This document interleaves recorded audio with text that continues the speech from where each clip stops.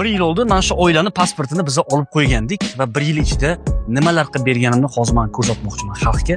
Qanaqa vizalar olingan, qancha vaqt ketgan, necha pul ketganini ham xalqga tushuntirib beramiz. Faqat niyat qilganlar bo'lsa, bitta like, at dushi. Bu oilamiz maqsadi nima edi? Ukam o'zim xohlagan davlatga, xohlagan payt chiqib borishim kerak. Vizaga очередьga turib, viza harakatlarini qilish уже mana bu yerga kelgan degan uchun biz bu pasportni yig'yapmiz. Nasib bo'lsa Amerika, Kanada ofitsial qadamlari qoldi.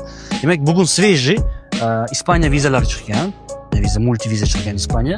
Er-xotinga multiviza, farzandlariga multiviza, onalariga double viza. Bizlar nima qildik? Mana misol uchun bitta turmush o'rtoqlarining pasportini ko'rsaman, ayollar bilan bir xil sayohat qilib keladilar. 1 yil oldin ikkita откazlari bo'lib bizga murojaat qilgan. Biz boshladik bu pasportni.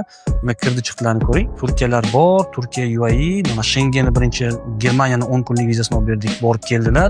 Keyin Yaponiyaga borib keldilar, keyin Asian Pacific, Tailandga borib keldilar, keyin Yaponiyaning vizasini olgan hali valid viza turibdi. Hozircha borish niyatlari bor. Angliyani 6 oyligini olib berdik. Angliyadan keyin Irlandiyaga ham kirib chiqdilar. Mana bu Irlandiyani pechati kim bilmasa, Angliyadan primo uchsa bo'ladi. Braziliyaning 1 yillik vizasi mana 2026-yil martgacha Braziliyaning vizasini oldik. Validli bo'lgan paytda boshqa vizalarga topshiramiz. Bu Germaniyaning 15 kunlik vizasi, ikkinchi Schengen vizalari.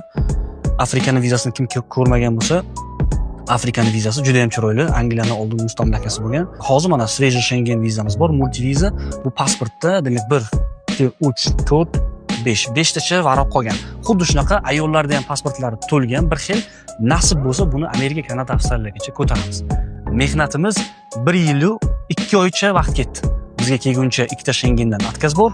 Hozirgi pasportning kuchini ko'rsangiz, tarozida ancha og'ir keladi. Ancha-muncha mehnat qilingan. Qadriga yetish uchun bitta like, bu videoni chet davlatga boraman, viza tarix qilaman, dunyoni ko'raman deydiganlarga yuborib qo'yish kerak. Chunki professional viza xizmatlari kerak bo'lsa, o'sha insonni avval rezultatlariga qarash kerak. Mana bizning rezultatimiz bu bizning yuzimiz. Mana shu pasportlar bu bizni kimligimizni ko'rsatib beradi xalqqa. Assalomu alaykum va rahmatulloh.